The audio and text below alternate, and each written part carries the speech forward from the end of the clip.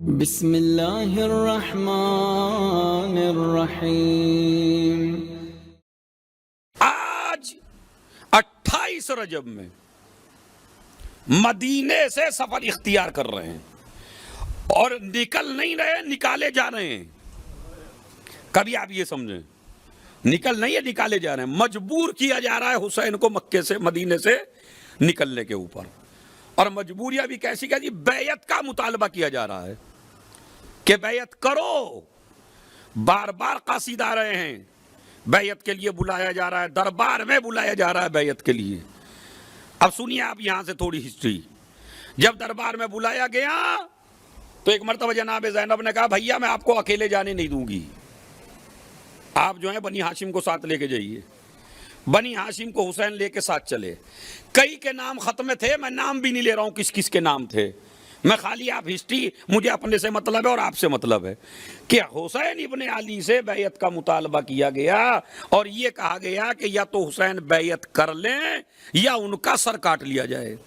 یہ باقاعدہ ایک خط میں لکھے ہوئے الفاظ تھے کہ یا بیعت لو یا قتل کر دو۔ لہذا امام حسین علیہ السلام کو خط آیا، خط آ کے امام حسین علیہ السلام پہنچے ولید کے دربار میں۔ مروان اور ولید دونوں تھے، ان کی آپس میں بنتی نہیں تھی، ان کی آپس میں، وہی دیکھیں ہر آدمی کے اپنے چکر ہوتے ہیں کچھ، تو یہ بھی کوئی اپنے چکر میں تھا، کوئی اپنے، ان کی بنتی نہیں تھی۔ لیکن جیسے ہی امام کا مقابلہ ہونے لگا تو دونوں ایک ہو گئے۔ مجھے بتائیے امام کو گھبرانا چاہیے یا نہیں گھبرانا چاہیے؟ بھائی دو طاقتیں ایک الگ الگ تھیں، میرے سامنے دونوں ایک ہو گئیں۔ جیسے ہی امام نے دربار میں دونوں کو بیٹھے ہوئے دیکھا تو فرمایا الحمدللہ الذی اصلح ذات بینکما، تمام تعریف اس اللہ کے لیے جس نے تمہارے درمیان صلح کرا دی۔ اگر کوئی اور ہوتا تو گھبرا جاتا۔ کہ جس کا توکل فوجوں پر ہوتا ہے وہ گھبراتا ہے، جس کا توکل خدا پہ ہوتا ہے وہ کسی بھی فوج سے نہیں گھبراتا۔ اور یہ ایک پیغام دیا دربار میں تمام شیعوں کو، جو حسین اپنے دشمنوں میں اختلاف برداشت نہ کر سکے وہ اپنے دوستوں میں لڑائیاں کیسے برداشت کرے گا؟ صلوات بھیج دیں محمد اور آل محمد۔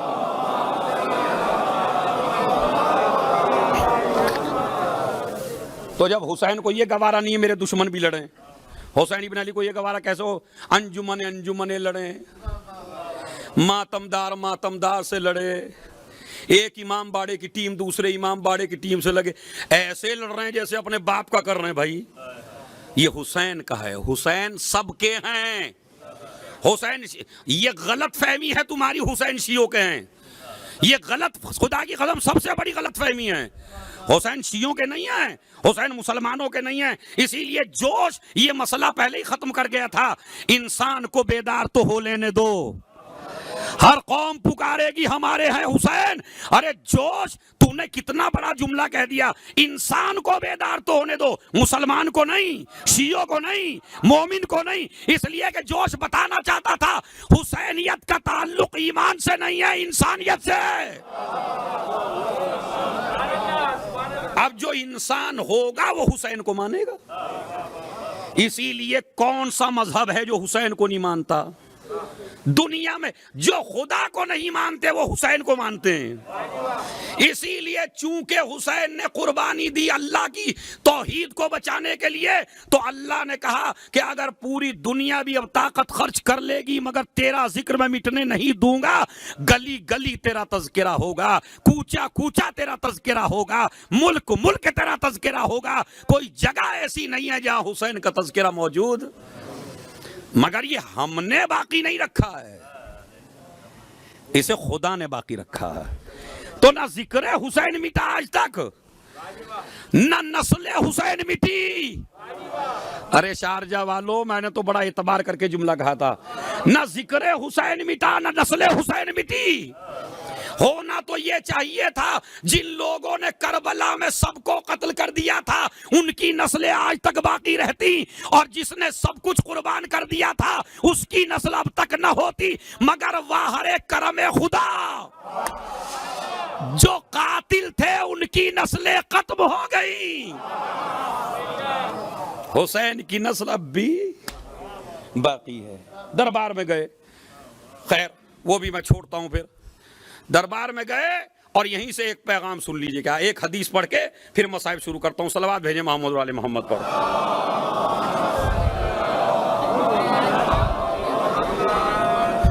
ذکر حسین, نسل حسین, محبت حسین, قبر حسین, خون حسین. یہ خون حسین مبلغ ہے, سب سے بڑا مبلغ ہے خون حسین. اس لیے ابتدا بھی حسین سے ہو, انتہا بھی حسین سے ہو, زندگی بھی حسین کے ساتھ گزرے. اس لیے چھٹے امام نے فرمایا ہنکو اولادکم بتربت الحسین. اپنے بچے کو جب تمہارا بچہ پیدا ہو تو سب سے پہلے اس کی غذا ہو فرات کے پانی میں ملا کے تربت حسین. سب سے پہلے بچے کو خاک شفا چٹائیے تاکہ وقت کے یزید کی بیعت نہ کرنے پائے, اور جب مر جائے تو بھی خاک شفا ساتھ. زندہ رہا تو خاک شفا, پیدا ہوا تو خاک شفا ساتھ, مر گیا تو خاک شفا ساتھ. زندگی میں بھی سب سے بڑی چیز کا نام ہے نماز, نماز میں سب سے بڑی چیز کا نام ہے سجدہ, سجدہ کر تو تربت حسین پر. دیکھا آپ نے, کوئی جگہ ایسی نہیں جہاں آپ حسین سے الگ ہو سکتے ہو. بس عزیزو سنیے, اسی لیے ہمارے پانچویں امام اور چھٹے امام, امام محمد باقر علیہ الصلوۃ والسلام اور امام جعفر صادق علیہ السلام, تحفہ لے لیجئے میری طرف سے. بس ایک حدیث ہے, مجھے کئی بیان کرنی تھی, وقت زیادہ ہو گیا. ان اللہ قد عوض الحسین من قتلہ ان جعل الامامۃ فی ذریتہ واجابۃ الدعاء عند قبرہ والشفاء فی تربتہ ولا تعد ایام زائریہ راجعا ولا جائعا من عمرہ. دو امام فرما رہے ہیں کہ 4 امتیاز ہمارے جد حسین کو وہ ملے جو دنیا میں نہ کسی نبی کو ملے, نہ کسی وصی کو ملے, نہ کسی خلیفہ کو ملے, نہ کسی امام کو ملے. اب جب ان کو بھی نہیں ملے تو کسے ملے؟ نہ نبی کو, نہ رسول کو, نہ امام کو. یہی تو 3 بڑے عہدے ہیں. نہ نبوت کو وہ عہدے ملے, نہ رسالت کو, نہ امامت کو. کیا 4 عہدے. شہادت کے بدلے میں 4 چیزیں اللہ نے دی ہیں. پہلی چیز بڑی عزیز ہو, ماشاءاللہ جتنے جوان بیٹھے ہوئے ہیں, معراج ہو جائے گی اگر آپ آج اپنے مولا حسین کی فضیلت سن لیں تو. اور ذاکروں کی بیان کی بھی نہیں ہے. سب سے شیخ طوسی علیہ الرحمہ اور کامل الزیارت 2 کتابوں سے پڑھ رہا ہوں. 5ویں امام اور چھٹے امام نے فرمایا, دیکھیں امام بیان کر رہے ہیں کیا, شہادت کے بدلے میں اللہ نے ہمارے جد حسین کو 4 چیزیں ایسی دی جو کسی کو نہیں دی. پہلی چیز سن لیجئے, کیا جعل الامامۃ فی ذریتہ, حسین کی پوری نسل کو امام بنایا. اب میں کیا کروں اگر آپ کو لذت نہ آئے تو بھائی, اللہ نے کیا کیا, تمہاری پوری نسل کو امام بنایا. حسین کی پوری نسل کو, زین العابدین ان کے بیٹے, پھر محمد باقر علیہ السلام, پھر چھٹے امام, پھر 7ویں امام. یہ 9 امام کس کی نسل میں ہیں, اور ایک اب بھی ہے یا نہیں؟ تو اب اس سے بڑی حسین کی جیت کیا ہوگی؟ تیسری چیز, تیری قبر کی مٹی میں شفا رکھی. خاک, یہ بھی امتیاز میں بتاؤں, خاک شفا رسول کی قبر کی مٹی نہیں ہے, مولا علی کی قبر کی مٹی بھی خاک شفا نہیں ہے, جناب زہرا کی قبر کی مٹی بھی خاک شفا نہیں ہے. اور خود 7ویں امام نے تو وصیت کی ہے اپنے ایک صحابی سے کہ دیکھو جب مجھے دفنانا اور میری قبر بنانا تو چاہنے والوں سے کہہ دینا میری قبر کی مٹی نہ اٹھائیں, اس لیے کہ یہ امتیاز تو اللہ نے میرے دادا کو دیا. امام خود منع کر رہے ہیں. تو اسی طرح میری گزارش ہے, نبی کی حدیث ہے, رسول کی حدیث ہے, امام کی حدیث ہے, ہر مٹی کھانا حرام ہے علاوہ خاک شفا کے. خاک شفا کے علاوہ کوئی بھی مٹی ہو. اب کوئی بھی مٹی میں کھل کے ہی کہہ دیتا ہوں, پاکستان ہندوستان میں امام باڑے ہوتے ہیں, عزا خانے ہوتے ہیں, وہاں مٹی ہوتی ہے, تعزیے کے نیچے سے مٹی نکال کے اپنے بیٹے کو کھلا دیتے ہیں. نہیں، اس مٹی کو بوسہ دے سکتے ہیں، اس مٹی کو پیار کر سکتے ہیں، اس مٹی کو گلے سے لگا سکتے ہیں، اس مٹی کو بدن سے لگا سکتے ہیں شفا کے لیے، مگر کھا نہیں سکتے۔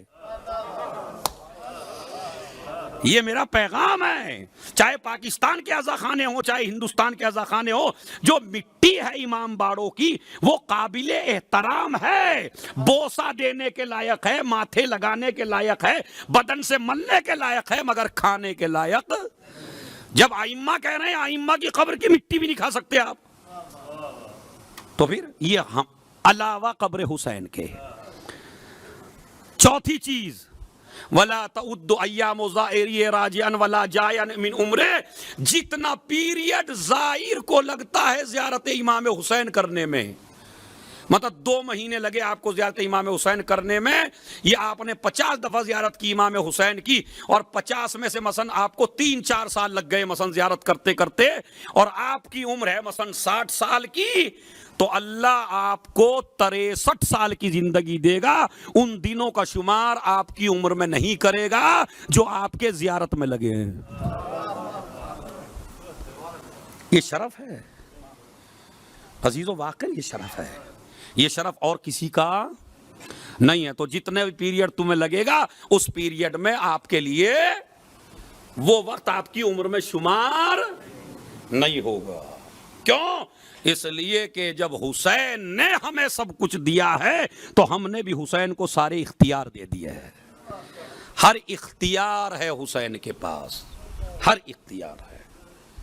عزیزو، خون حسین، علامہ مجلسی نے ایک عجیب واقعہ لکھا، 2 منٹ میں تمام کر دیتا ہوں، اچھی صلوات پڑھے محمد علی محمد پر۔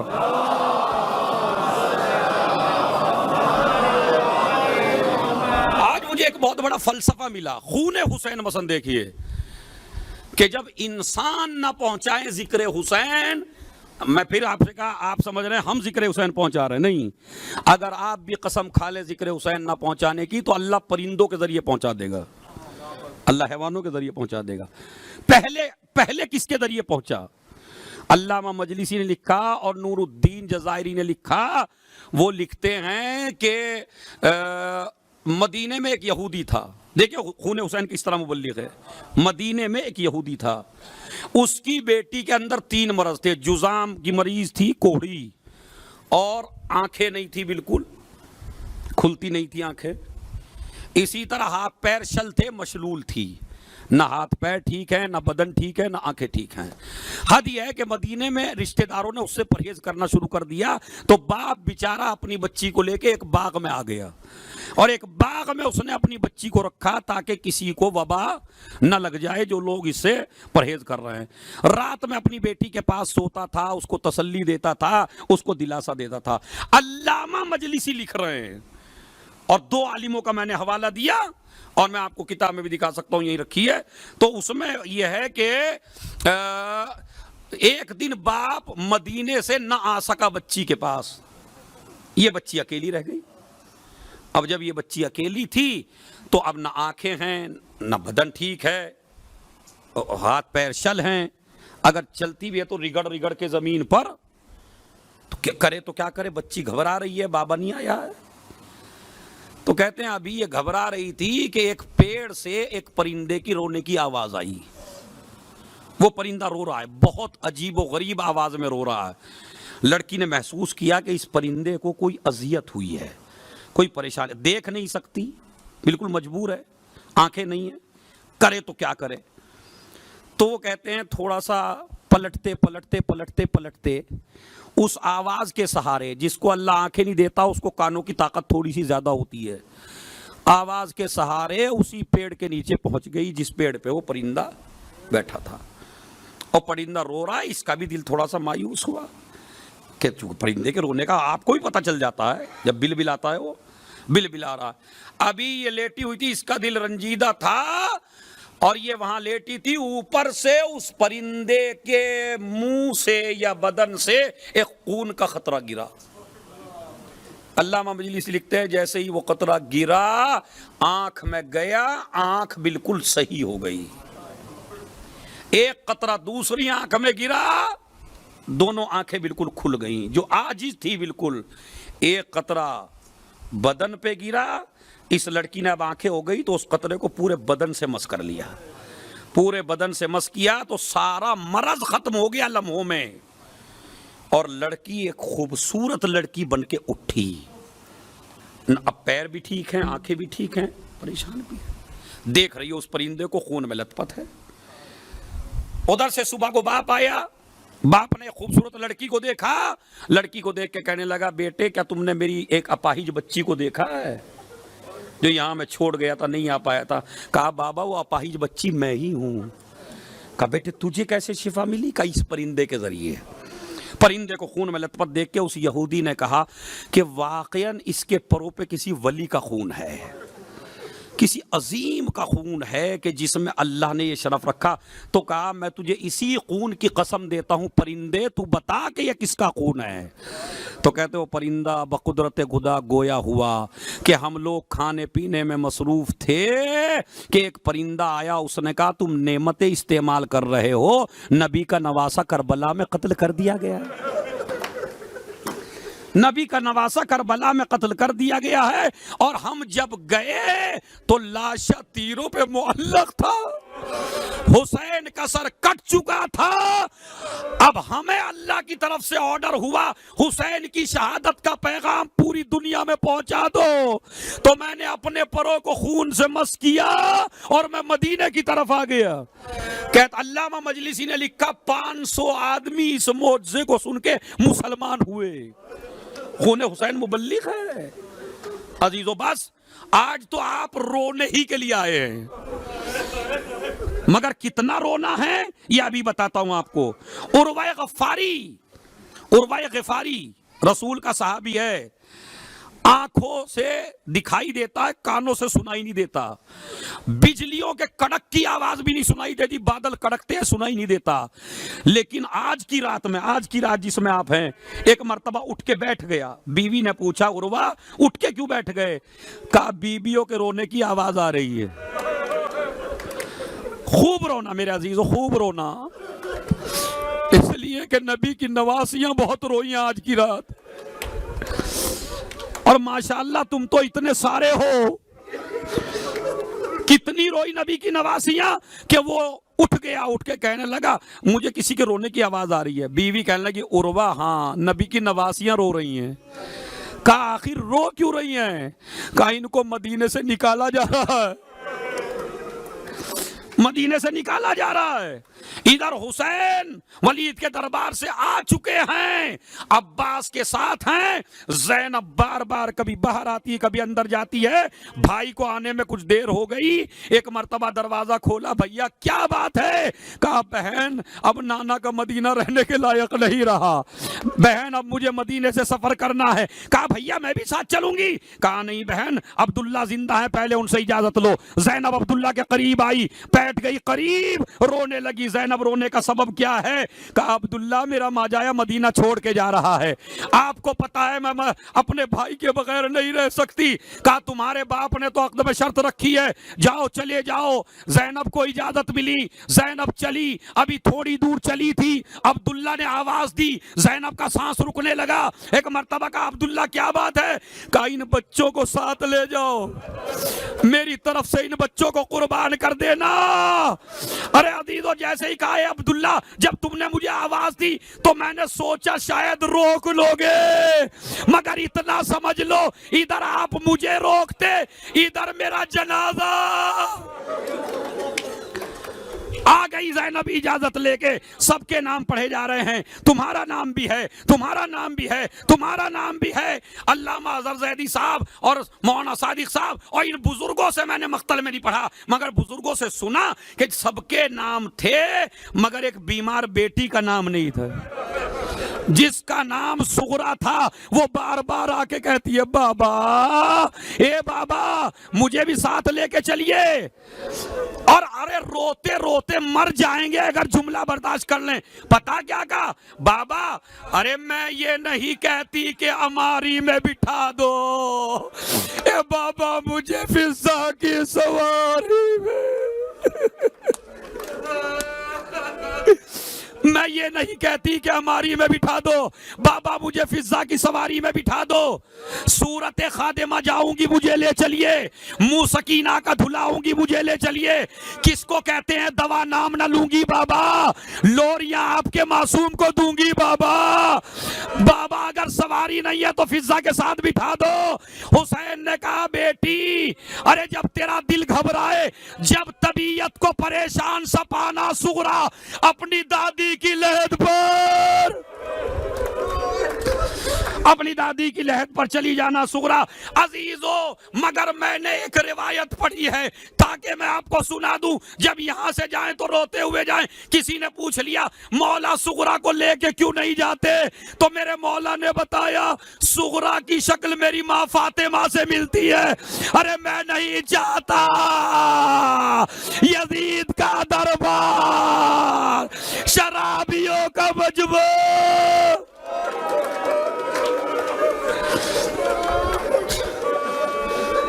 میری ماں کی شبیہ۔ لو عزیزو وہ وقت بھی آیا، جو مصائب آپ سننے کے لیے آئے ہو نا وہ سن لو۔ رات کا تاریکی چھائی، رات کا سناٹا چھایا، حسین نکلے، نانا کے روزے پہ آئے، تعویذ قبر سے لپٹ گئے، نانا تیرا حسین آیا ہے، نانا تیری قبر کا مجاور آیا ہے، نانا یہ مدینے والے مجھے رہنے نہیں دیتے، روتے روتے آنکھ لگی، رسول قبر سے نکلے، حسین کو گود میں لیا، اے میرے لال ارے آگے آگے تو چل۔ نانا کے روزے سے رخصت ہوئے، بھائی کی قبر پہ آئے، ایسے روئے جیسے جوان بھائی کو روتا ہے، بھیا تم قبر میں آرام کر رہے ہو، حسین کو چین نہیں ہے، روئے۔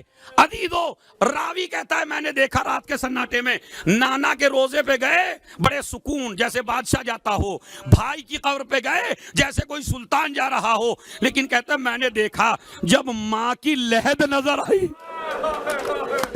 جب ماں کی لحد نظر آئی تو حسین پتہ کیسے چلے، جیسے 6 مہینے کا بچہ گھٹنیوں چل کر ماں کی گود میں آ جائے، اے اماں ارے تیرا حسین،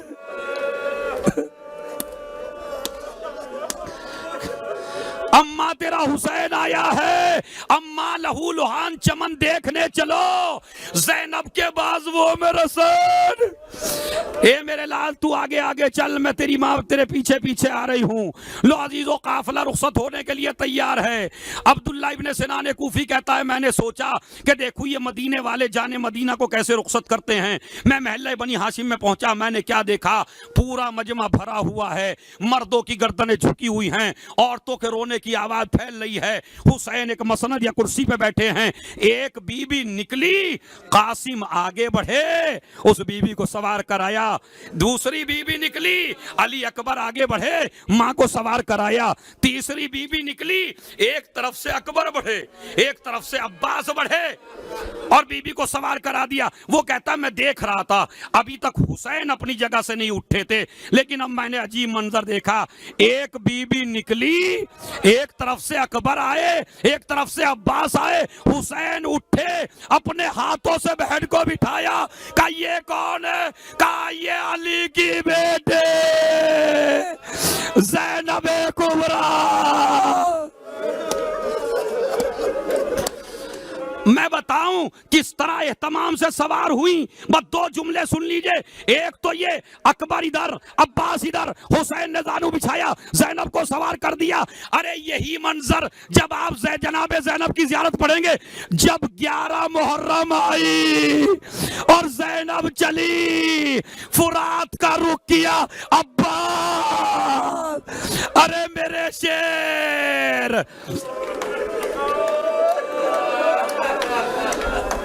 اس کے بعد سب رخصت ہو گئے، بس آخری جملے، سب رخصت ہو گئے، رخصت ہونا تھا۔ ایک مرتبہ حسین نے کہا عباس قدم جوادی، لاؤ میرا گھوڑا لے کے آؤ، عباس گھوڑا لے کے آئے، میں نے پڑھ دیا، آپ نے سن لیا۔